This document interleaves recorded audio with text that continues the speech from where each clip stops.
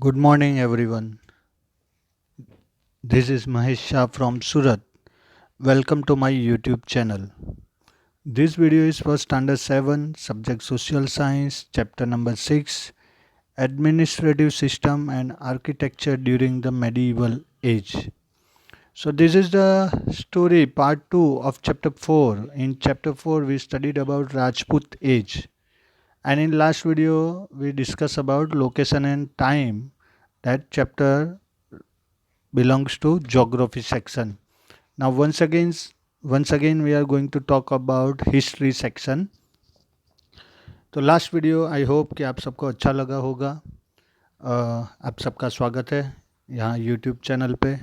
Last video में मैंने जो इंस्ट्रक्शन दी थी कि ये एजुकेशनल वीडियो है, तो आप कोई भी यहाँ पे लेटे लेटे ये वीडियो नहीं देखेंगे। उसके बदले आपको एक अच्छे पोजीशन में बैठ जाना है, फिर ये वीडियो आपको देखना है, क्योंकि ये एजुकेशनल वीडियो है, एंटरटेनमेंट वीडियो नहीं है। और साथ में आपको एक नोटबुक और पेन भी आपके पास रखनी है। वीडियो देखने के बाद आपको क्या करना है, तो इसको लाइक करना है, चैनल को सब्सक्राइब करना है और बेल आइकन को प्रेस कर देना है, जिससे कि जब नया पार्ट मैं अपलोड करूं तो वो आपको मिल जाए। इसके रिगार्डिंग कोई भी क्वेरी हो तो आप कभी भी मुझे टेक्स्ट करके अपना क्वेश्चन पूछ सकते हो। तो ये चैप्टर में हम जो बात करने वाले हैं वो वापस हमारे एंशियंट टाइम में हमारी कंट्री में, खास करके मेडिवल एज में किस तरह से एडमिनिस्ट्रेटिव वर्क होता था, लिटरेचर कितना डेवलप्ड हुआ, आर्किटेक्चर कैसा था और किस तरह से दिल्ली में मुग़ल पावर स्टार्ट हुआ, उसके बारे में डिटेल्स यहाँ पे है।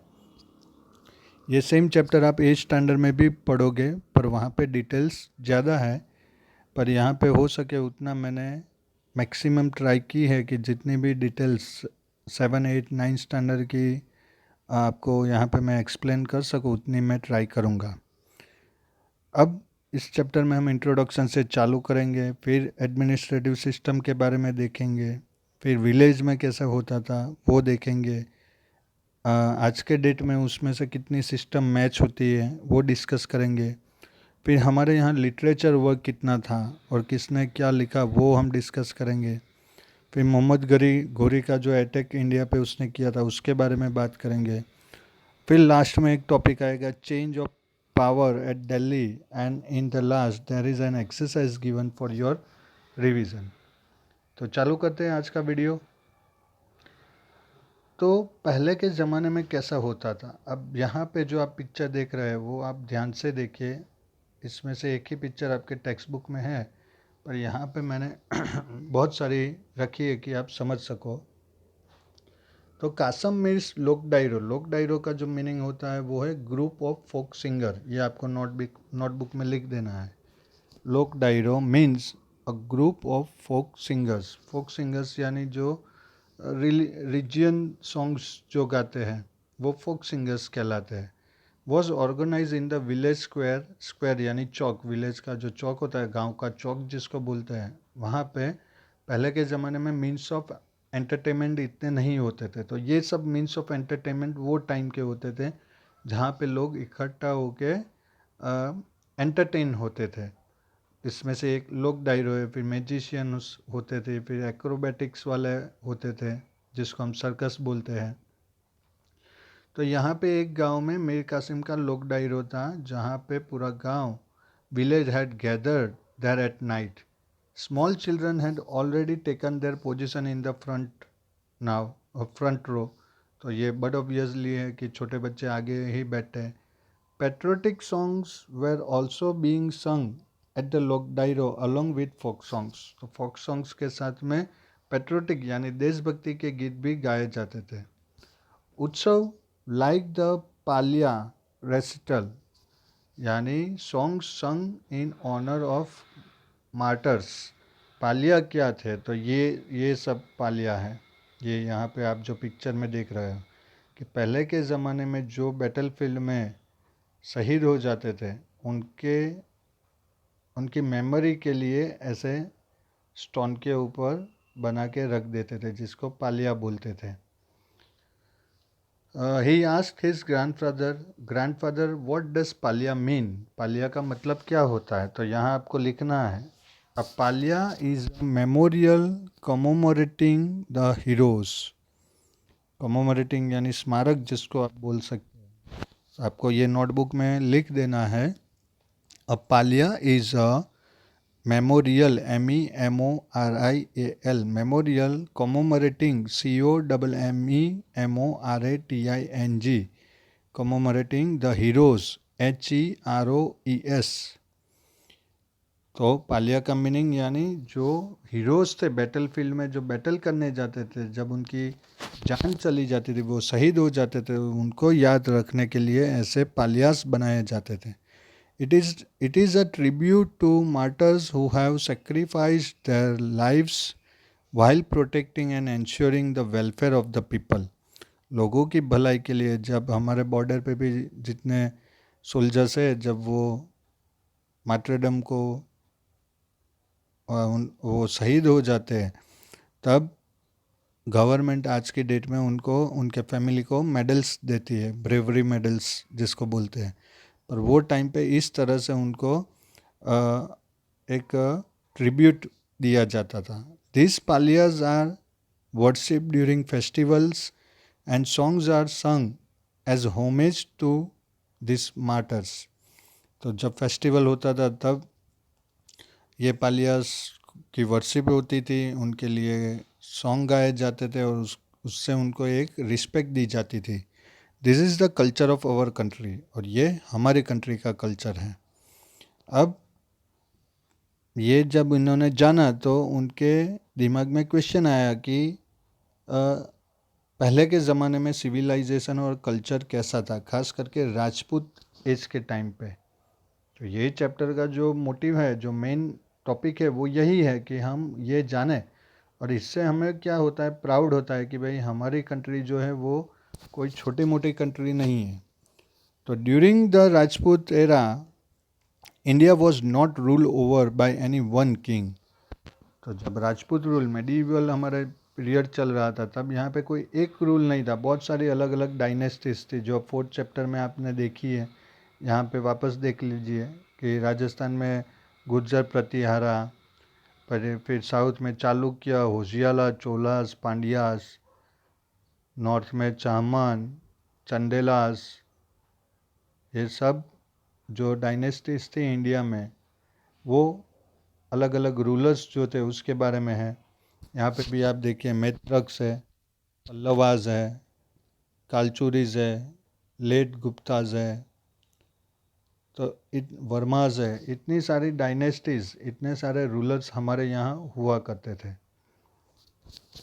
India was divided into big and small states and the extent of each kingdom depends on the Kings military powers. तो कोई भी किंगडम कितना बड़ा होगा, वो जो किंग था उसका जो मिलिट्री फोर्स था उसके ऊपर डिपेंड हुआ करता था। You have been briefed about the Rajput kings and dynasties in the previous chapter. In this chapter you will learn about their administrative system, literature, architecture and external inventions during that time. तो सबसे पहला है administrative system, कि administrative system कैसी थी।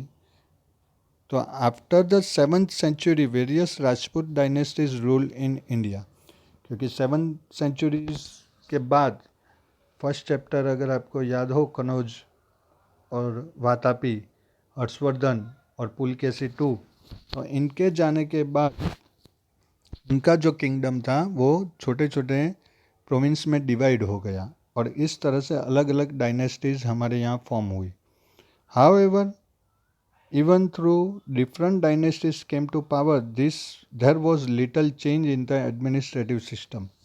तो जिस तरह के रूलर्स आए, उन्होंने अपने हिसाब से उस तरह के रूल्स बनाए। तो पहले क्या रूल था, तो हेरिडिटरी किंगशिप थी, यानी जो किंग होगा उसका ही लड़का किंग बनेगा। ये ज़रूरी नहीं था कि जो बड़ा लड़का हो, elder son only being a king, अगर छोटा लड़का पावरफुल होगा तो उसको भी किंग बनाते थे। तो through kingship was hereditary it was not compulsory that the eldest son would always automatically become the next king. यानी जो बड़ा लड़का है वो ऑटोमेटिकली किंग बनेगा ऐसा नहीं था. किंग जो बनेगा वो किंग का लड़का ही बनेगा, पर बड़ा बनेगा कि छोटा बनेगा वो टाइम पे डिसाइड होता था. The heir apparent selected by the king was called the crown prince. अब जब कोई किंग हो, उसका खुद का लड़का नहीं है और उसने अपने कोई रिलेटिव के लड़के को एडॉप्ट किया और उसको किंग बनाया, तो ऐसे किंग को क्राउन प्रिंस बोला जाता था. In some cases even people and ministers elected और सिलेक्टेड देयर किंग.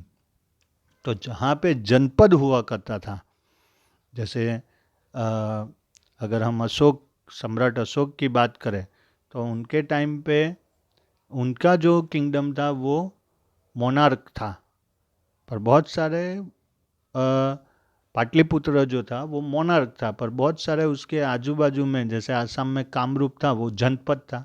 तो जहाँ जनपद होता था वहाँ पे लोग और या तो मिनिस्टर्स जो होते थे वो अपने किंग को वोट दे के सिलेक्ट करते थे.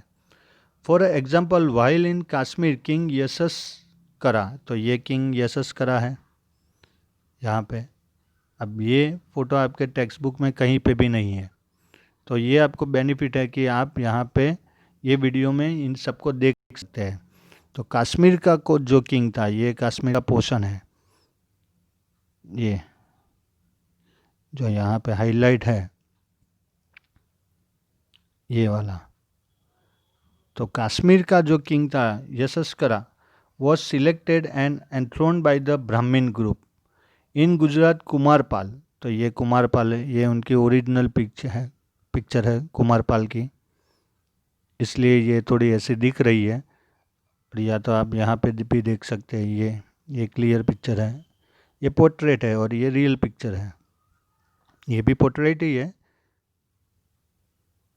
तो ये कुमारपाल जो थे वो selected as the successor by the council of minister. अब ये जो किंग बने उनको काउंसिल ऑफ मिनिस्टर वो टाइम के जो थे उन्होंने किंग बनाया था. The minister were appointed to assist the king to administer and manage the kingdom effectively. तो वो टाइम पे भी किंग की हेल्प के लिए बहुत सारे मिनिस्टर अपॉइंट होते थे, उनको अलग अलग डिपार्टमेंट दिए जाते थे. जैसे आज की डेट में हमारे पार्लियामेंट में जो मिनिस्टर्स होते हैं उनको अलग अलग डिपार्टमेंट्स देते हैं. इसी तरह yet eight times people became victim of poor wrong administrative policies. तो जैसे आज करप्शन होता है वैसे वो टाइम पे भी करप्शन होता था. अब विलेजेस में किस तरह से होता था, तो एडमिनिस्ट्रेटिव सिस्टम इन विलेज, ये जो स्लाइड पे आपको दिख रहा है वो आपको सब कुछ नोटबुक में लिखना है. Village institution were very important during the medieval period. वो सबसे छोटा यूनिट था.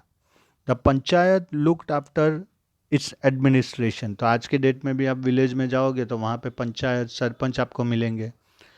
The head of the panchayat was called mukhi और sarpanch and he was responsible for protecting and delivering justice to the villagers. तो पंचायत में जो हेड होता था उसको मुखी या तो सरपंच बोलते थे और उनका काम था कि गांव के जो लोग हैं उनकी जो भी प्रॉब्लम्स है उनको सॉल्व करना और जो भी कल्प्रिट है उसको पनिश देना. His word was the final word. उन्होंने जो पनिशमेंट दे दी वो फाइनल होती है. Still in many cases the gram sabha would also give verdict and punish culprit. कुछ केसों में पूरी सभा जो होती थी, ग्राम सभा जिसको बोलते हैं, the smallest unit of democratic administration. तो वहाँ पे ग्राम सभा जो होती थी वो जो जिसने क्राइम किया उसको पनिशमेंट देती थी. Even today at the village level the gram panchayat और the elders of the panchayat provide guidelines to the people. तो आज की डेट में भी अगर आप जाओ तो ग्राम पंचायत है. At that time land revenue was main income of the kingdom. तो किंगडम की मेन इनकम क्या थी वो टाइम पे, तो लैंड रेवेन्यू थी. आज के डेट में जैसे हम अलग अलग टैक्सेस भरते थे वैसे नहीं होता था, बट लैंड रेवेन्यू जो होती थी वो एक सिंपल टैक्स होता था. Each kingdom had different ways of collecting land revenue, but usually the sixth part of the cultivation was taken at the land revenue. तो हर एक किंगडम की अलग अलग पॉलिसी होती थी कि किस तरह से उनको लैंड रेवेन्यू लेनी है। जैसे किसी के पास से क्रॉप्स ले लिया, फिर किसी के पास से कुछ काम ले लिया, किसी को 2-3 दिन या एक वीक, जो भी मंथली या ईयरली या 6 मंथ जो भी किंग बोले वैसे उनको किंगडम में जाके जो कुछ भी काम उनको दिया जाता है वो करना होता था। तो वो डिपेंड होता था किंग के ऊपर। पर देखने जाए तो 6 पार्ट ऑफ द कल्टीवेशन यानी 1/6 पार्ट जो अप्रोक्सीमेटली 16 to 18% होता है। तो आज की डेट में हम जो टैक्स भरते हैं उसका रेशियो भी 18 to 28% के बीच में है, तो उतना उनको टैक्स भरना पड़ता था। Apart from this other taxes were also levied on the people. Different officers were appointed to different activities. Moreover taxes were collected at ports and octroi points. तो जो बिजनेस होता था, ट्रेड होता था, उसके ऊपर टैक्सेस होते थे। हमारे यहाँ पे भी ऑक्ट्रॉय लगता था आज तक, पर अभी बंद है। पर बहुत सारे इम्पोर्ट एक्सपोर्ट टैक्सेस आज के डेट में भी हमारी गवर्नमेंट इम्पोज करती है। Landlords collected the tax and paid tribute to the kings. तो ये रिस्पॉन्सिबिलिटी किसकी थी? तो लैंडलॉर्ड जो होते थे उनकी थी, और वो जो थे वो ये टैक्स कलेक्ट करके उसमें से कुछ हिस्सा अपने पास रख के बाकी का हिस्सा किंग को दे देते थे। अब वो टाइम पे लिटरेचर कैसा था? तो ये सब लिटरेचर वो टाइम पे हुआ करता था। हम इसमें देखेंगे कि 2 स्लाइड है, तो ये पूरा डिटेल में आपको पता चलेगा। During the Rajput age there was a lot of religious writing as well as literature of various kinds. Scholars and education received great patronage from kings. तो राजपूत एज के टाइम पे एजुकेशन का बहुत ही इंपॉर्टेंट था, जैसे आज के डेट में है। Many literary work were composed in Sanskrit, Prakrit, Tamil, Kannada, Telugu etcetera. तो ये आपको नोट डाउन कर देना है। Many literary LITERARY works were composed in Sanskrit SANSKRIT Sanskrit, Prakrit PRAKRIT Prakrit, Tamil TAMIL, Kannada KANNADA, Telugu TELUGU etcetera. तो ये सब लैंग्वेज में लिटरेरी वर्क वो टाइम पे होता था। The great Sanskrit poet Magh compose the epic Shishupal वध। तो माघ करके जो पोएट थे उन्होंने शिशुपाल वध करके एक एपिक लिखा था। तो ये शिशुपाल वध में क्या होता है कि इसमें लॉर्ड कृष्ण, भगवान कृष्ण शिशुपाल का जो हेड है वो अपने सुदर्शन चक्र से कट कर देते हैं। This epic describes the killing of Shishupal by Shri Krishna. अब जो शिशुपाल है वो श्री कृष्ण जो थे उनकी आंटी का लड़का था। अब वो पहले से ही बहुत मिसबिहेवियर था।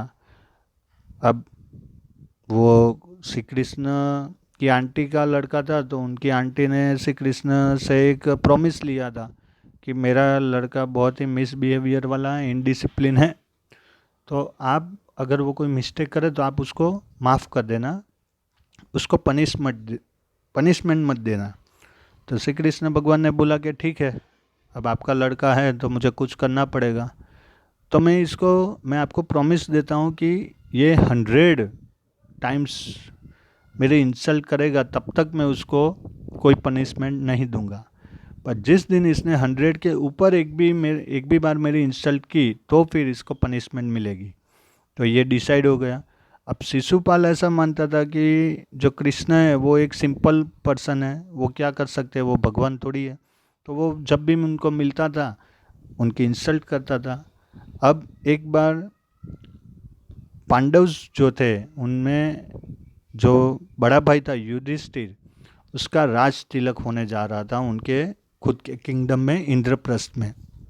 अब ये शिशुपाल को किसी ने बुलाया नहीं था, पर वो आ गया अपने आप, और सभा में आने के बाद वो कृष्ण को जैसा तैसा बोलने लगा। श्री कृष्ण काउंट कर रहे थे उसकी मिस्टेक्स। जब 100 टाइम उसने इंसल्ट की तो श्री कृष्ण भगवान ने सुदर्शन चक्र अपना लिया और उससे उसका गला काट दिया। और ये पूरा जो एपिक है वो पोएट के थ्रू, ये जो पोएट मार्ग मार्ग थे उन्होंने लिखा। फिर उसके बाद अगर हम बात करें तो similarly another poet Shri Harsh, ये श्री हर्ष है, उन्होंने, ये श्री हर्ष है और इन्होंने ये लिखा था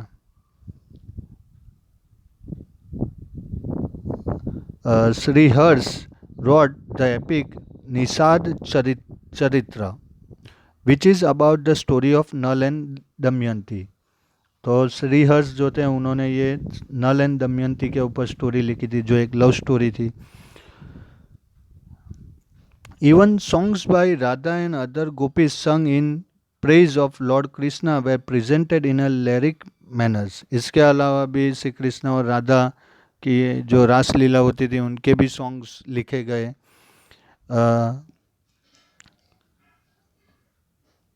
were presented in a lyrical manner. The biography and achievement of the king were also composed in a poetic manner. वो टाइम पे जो किंग्स थे वो जो भी करते थे उनकी जो अचीवमेंट थी उसको भी पोएम या एपिक के थ्रू लिखा जाता था। हेमचंद्राचार्य रॉट कुमारपाल चरित्र, तो ये हेमचंद्राचार्य हैं जिनका बॉर्न 1089 में हुआ था और डेथ 1173 में हुई थी। अब इन्होंने जो लिखा था वो ये था, एक तो उन्होंने कुमारपाल चरित्र लिखा था based on the life of the Solanki king of Gujarat Kumarpal and grammar book Siddhahem शब्दानुशासन।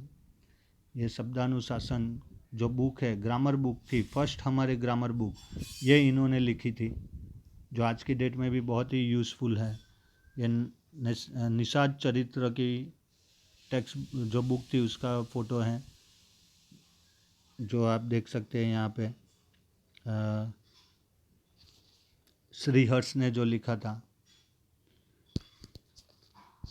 As the title indicates the name of the king Siddharaj Jaysi, तो ये किंग सिद्धराज जयसी हैं जिनके नाम से, जिनके टाइम पे ये हेमचंद्राचार्य ने सिद्धहेम शब्दानुशासन लिखा था। And Hemchandracharya, the name of King Siddharaj Jaisi and Hemchandracharya are associated with this book. This book was considered so important that it was placed on an elephant during a procession in Patan. अब ये book इतनी इतनी pure थी, ये book को इतना respect दिया जाता था कि जब कोई प्रोसेसन होता था तब ये बुक को एलिफेंट के ऊपर रख के सिद्धराज जयसी और हेमचंद्राचार्य बेयर फुट, यानी कोई भी शूज़ या चप्पल पहने बिना एलिफेंट के आगे चलते थे और उसको पूरे टाउन में घुमाते थे। Not only poetry but plays were also written during that time, तो खाली पोएट्री नहीं बहुत सारे प्लेस भी लिखे गए थे। जैसे ये भवभूति है, इन्होंने उत्तर रामचरित्र लिखा था। भवभूति रॉट उत्तर रामचरित्र, तो ये उत्तर रामचरित्र बुक की फ़ोटो है और ये भवभूति है। और पंडित नारायण कंपोज हितोपदेश, तो हितोपदेश जो है वो ये है पंचतंत्र की कहानियाँ जो आपने बहुत बार सुनी भी होगी ये, और बहुत ही इंटरेस्टिंग स्टोरी है। कभी आपको टाइम मिले तो लाइब्रेरी में जाके आप ये बुक्स पढ़ सकते हैं। Collection of stories based on the Panchatantra, either your school or a library nearby library must be having book containing collection of stories or folk tales। इसके अलावा जो हमारे पास लिटरेचर वर्क था उसमें एक था मुद्रा रक्षक जो विशाखा दत्त ने लिखा था। ये मुद्रा रक्षक है और ये विशाखा दत्त है। ये टेबल है आपके टेक्स्ट बुक में जो आपको नोटबुक में लिखना है, जो मैंने लास्ट में एक्सरसाइज में लिखा है। फिर कलाहार ने राज तरंगिनी लिखा था, ये राज तरंगिनी बुक है। The सेग of the Kings of Kashmir, Kashmir के थे ये। फिर बिल्हान ने लिखा था विक्रमादेव चंट, तो ये विक्रमादेव चंट जो बुक है 1875 में ये प्रिंट हुई थी। फिर सोमदेव ने लिखा था कथा सरित सागर, ये कथा सरित सागर है। फिर चंड बरडाई ने लिखा था पृथ्वीराज रासो, ये पृथ्वीराज रासो है बुक, और ये चंड बरडाई है। जितने फ़ोटो अवेलेबल थे उतने मैंने मैक्सिमम ट्राई की है कि मैं आपको दिखाऊं। और मेरुतुंगा ने लिखा था प्रबोध चिंतामणि, तो ये प्रबोध चिंतामणि जो बुक थी उसकी कॉपी है, यहाँ पे आप देख सकते हैं। ये संस्कृत में लिखी गई थी पर ये हिंदी वर्जन है उसका। तो यहाँ से हमें पता चलता है कि इतने साल पहले 1000 ईयर्स पहले हमारी कंट्री में कितना लिटरेचर था।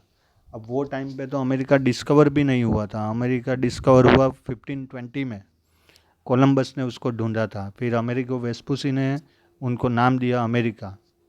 तो जब अमेरिका था भी नहीं तब हमारी कंट्री में इतनी डिस्कवरी थी। तो इससे हमें पता चलता है कि हमारी कंट्री का जो लिटरेचर वर्क था, हमारी कंट्री की जो डेवलपमेंट थी वो कितनी एडवांस थी। कितने लोग बाहर से पढ़ने आते थे। राजपूत एज के चैप्टर में हमने पढ़ा भी था नालंदा यूनिवर्सिटी के बारे में। हर्षवर्धन वहाँ पे 100 विलेजेस के जो टैक्सेस थे वो डोनेट करते थे। तो literature, art, music, dance, medical science, astronomy, astrology, ये सब जितने भी टैलेंट है, जितनी भी स्किल्स है, वो सब हमारी कंट्री में हुआ करती थी। ये दुनिया के और कोई कंट्री में इतना डेवलपमेंट नहीं था जितना हमारी कंट्री में डेवलपमेंट था। और आज हम क्या सोचते हैं कि हम अमेरिका में बॉर्न हुए होते तो, पर जब अमेरिका डिस्कवर भी नहीं हुआ था उससे कई हजार साल पहले से इंडिया है, और ये उसके प्रूफ है। अब आज की डेट में भी अगर फ्यूचर में कभी कोई कंप्यूटर, बोलने वाला कंप्यूटर अगर इन्वेंट हुआ तो उसके लिए जो लैंग्वेज चाहिए वो लैंग्वेज हमारी संस्कृत ही होगी, क्योंकि हमारी संस्कृत लैंग्वेज ही एक ऐसी है जिसमें हर एक वर्ड के प्रोनाउंसिएशन अलग अलग होते हैं। अब जैसे इंग्लिश में नो बोलोगे तो KNOW नो भी होता है और NOW नो भी होता है। अब जब आप कंप्यूटर में नो बोलोगे तो NO ही लिखेगा, क्योंकि वहाँ उसको पता नहीं है कि K साइलेंट है। पर हमारे संस्कृत में ऐसा नहीं है। संस्कृत में हर एक अल्फ़ाबेट साइंटिफिकली प्रिपेयर किया हुआ है, हर एक का प्रोनाउंसिएशन अलग अलग होता है, उसका साउंड अलग अलग होता है।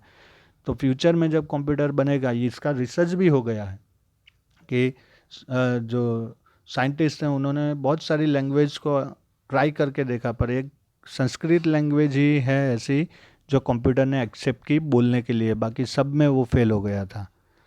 तो ये प्रूव है कि हमारा जो कल्चर है वो कितना साइंटिफिकली डेवलप था। ऐसा नहीं है कि किस्से कहानियों में लिखा है और हमने मान लिया।